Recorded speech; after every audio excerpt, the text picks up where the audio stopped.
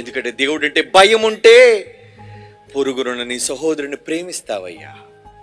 అదే యేసు ప్రభు ఏమని, నువ్వు కనిపించని దేవుణ్ణి ప్రేమిస్తున్నానని చెప్పేవాడు ఎవడైనా ముందు పొరుగునున్న నీ సహోదరుని ప్రేమించో. వాడే నీకు దైవం. వాడికి పెట్టు అన్నం, వాడికి పంచు ఆహారం, మంచినీళ్లు, మందులు. అదే కదండి క్రైస్తవ్యం చేసింది.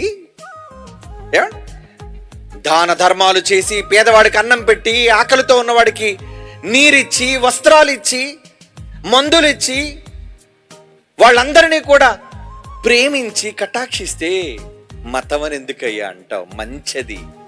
పొరుగువాడిని ప్రేమించడం మంచి. దీన్ని కూడా మతపరమైన రంగు పులుగుతున్నావా అన్నారు. అవునండి, వీళ్ళందరూ వీళ్ళకి రోగాలకు మందులు ఇచ్చి, బట్టలు ఇచ్చి మతంలో కలిపేసుకుంటున్నారట. ఏమండి, మరి మతంలో కలిపేసుకుంటే ఇన్ని సంవత్సరాలుగా స్వతంత్రం వచ్చి ఇన్ని దశాబ్దాలు అయిపోయిందే. ఏమండి, దేశంలో క్రైస్తవులు ఎక్కువ ఉన్నారా, హైందువులు ఎక్కువ ఉన్నారా? హైందువులే కదండి మెజారిటీ. మరి మారిపోలేదా? బట్టలు ఇచ్చినంత మాత్రాన మారదయ్యే సమాజం. మందులు ఇచ్చినంత మాత్రాన మారదయ్యే సమాజం.